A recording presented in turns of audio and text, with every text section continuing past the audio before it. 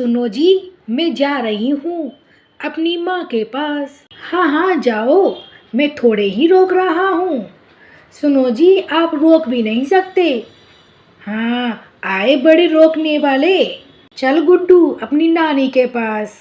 कालू मन ही मन खुश हो रहा था। काली अपने बेटे के साथ अपनी माँ के पास चली जाती है।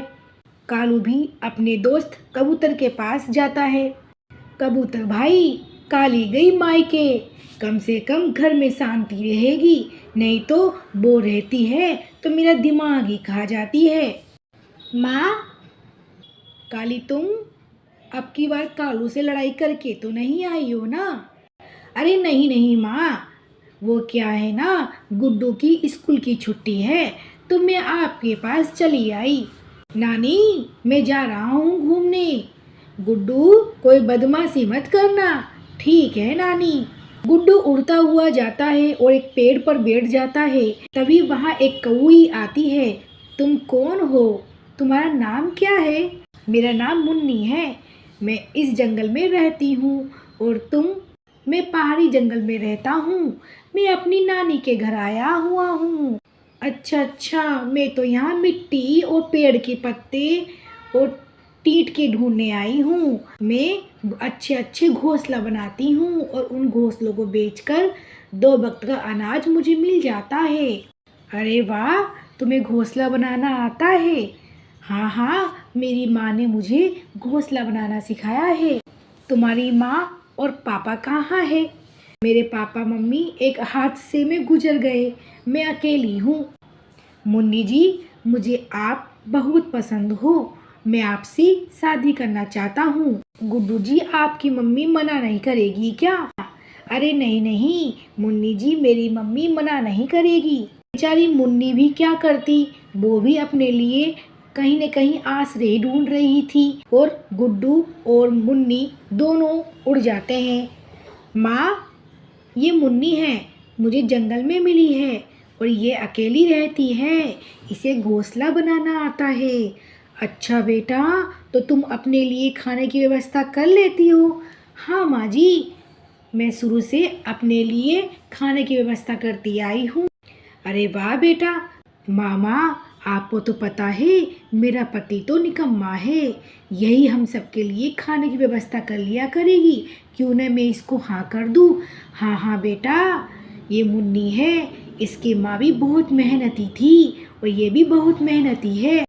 बेटा, आज से तुम हमारे साथ रहना, चलो घर। गुड्डू, मुन्नी और काली कौई अपने घर चले जाते हैं। सुनते हो, ये हमारी बहू है। कालू तो डरता था अपनी पत्नी से, वो क्या बोलता, वो चुप ही रहा। चलो मुन्नी, तुम खाना ढूंढ कर लाओ। मुन्नी घोंसला बेचने के लिए निकल जाती है, उसे सभी पंछी अनाज दे देते हैं। कुछ दिनों के बाद, माँ, मैं जल्द ही एक अंडा देने वाली हूँ। बेटा, मुझे बेटा पसंद है, मुझे तो बेटा ही चाहिए। माँ, बेटी हो या बेटा, मैं तो दोनों को प्यार करूँगी।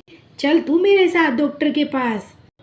और डॉक्टर साहब, ये लो अनाज और जल्दी से बता दो कि मेरी बहू के बेटा होगा या बेटी होगी।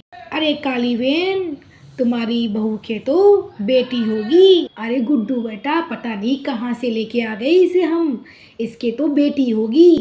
अब क्या हमें इसकी बेटी को भी अनाज खिलाना होगा और उसे भी पालना होगा?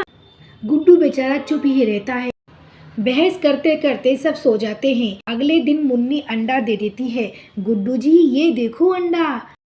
हाँ हाँ कलमुही, कोई एहसान नहीं कर रही तुम ये बच्चा देकर, तुम जाओ खाना लेकर आओ। पर माँ, मैं अपने अंडे पर बैठूंगी, मैं बैठ जाऊंगी तुम्हारे अंडे पर। गुड्डू और मुन्नी खाना लेने के लिए निकल जाते हैं। काली उस अंडे को लेकर चली जाती है और दूर एक नदी में फेंक देती है। रात हो जाती है। मुन्नी और गुड्डू घर आते हैं। माँ, मेरा अंडा कहाँ है? फेंक दिया मैंने तुम्हारे अंडे को। माँ, आपने ऐसा क्यों किया? माँ, आपने ये क्या किया? अब हम ये घर छोड़कर जा रहे हैं। हाँ हाँ जाओ जाओ, मुझे तो मालूम था इस मुन्नी ने तुम्हें भर दिया ही होगा। जाओ जाओ। गुड्डू और मुन्नी घर से चले जाते हैं और एक पेड़ पर बैठ जाते हैं। मुन्नी, मुझे पता होता तो मैं उस अंडे को माँ के पास छोड़कर कभी नहीं जाता। तभी वहाँ रानू चिड़िया आती है। तुम्हारी माँ ने ठीक नहीं किया, पर तुम चिंता मत करो गुड्डू। जब तुम्हारी माँ अंडा फेंक रही थी तब मैं वहीं थी। मैंने तुम्हारा अंडा बचा लिया। गुड्डू और मुन्नी खुश हो जाते हैं। मुन्नी एक अच्छा सा घोंसला बनाती है और उसमें रहने लगती है। एक दिन काली और कालू कौआ खाना ढूंढने निकल गए थे। तभी अचानक बारिश होने लगती है। एक बिजली का झटका कालू और काली के ऊपर गिर जाता है। काली और कालू का पंख टूट जाता है। कालू जी, मैं जिंदा हूँ। क्या हो गया हमारे साथ? अगले दिन ये खबर गुड्डू और मुन्नी को पता चलती है। वो दोनों जल्दी से अपनी माँ और पापा को साथ अपने घर ले आते हैं। माँ, मैं भी एक बेटी हूँ, आप भी एक बेटी हो, फिर आप क्यों नफरत करती हो बेटियों से? काली कौई कुछ नहीं बोलती और रोती ही रहती है। आपको ये कहानी कैसी लगी? अच्छी लगी तो सब्सक्राइब करें मिशू टोनी टीवी। ये कहानी है सफलता का रहस्य। एक छोटा सा प्यारा सा पक्षी था। एक दिन वो जंगल के एक होनहार पक्षी के पास गया और उसने पूछा कि सफलता का रहस्य क्या है। होनहार पक्षी ने उस पक्षी से कहा कि तुम कल मुझे नदी के किनारे मिलो। अगले दिन पक्षी उस होनहार पक्षी के पास गया और होनहार पक्षी ने कहा, तुम मेरे साथ नदी की तरफ चलो। जब आगे बढ़ते बढ़ते पानी गले तक पहुंच गया, तभी अचानक होनहार पक्षी ने उस पक्षी का सर पकड़ के उसे पानी में डुबो दिया। पक्षी बाहर निकलने के लिए संघर्ष करने लगा, लेकिन होनहार पक्षी ताकतवर था और उसे तब तक डुबोए रखा जब तक कि उसका शरीर नीला नहीं पड़ने लगा। फिर होनहार पक्षी ने उसका सर पानी से बाहर निकाल दिया और बाहर निकलते ही वो चीज़ उस पक्षी ने सबसे पहले की वो थी हाँफते हाँफते तेजी से सांस लेना। होनहार पक्षी ने पूछा, जब तुम पानी के अंदर थे तुम सबसे ज़्यादा क्या पाना चाहते थे? पक्षी ने उत्तर दिया, मैं सांस लेना चाहता था। होनहार पक्षी ने कहा, यही सफलता का रहस्य है। जब तुम सफलता को उतनी ही बुरी तरह से चाहोगे जितना कि तुम सांस लेना चाहते थे, तो वो तुम्हें ज़रूर मिल जाएगी। इसके अलावा और कोई रहस्य नहीं है। आपको ये कहानी अच्छी लगी तो प्लीज़ लाइक का बटन दबाइए and subscribe my channel Mishu Tony TV.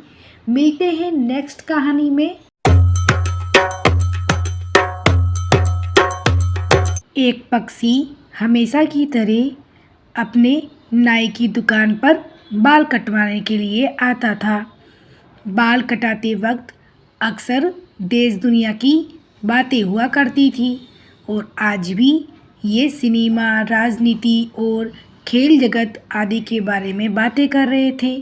तभी अचानक भगवान के अस्तित्व को लेकर बातें होने लगी।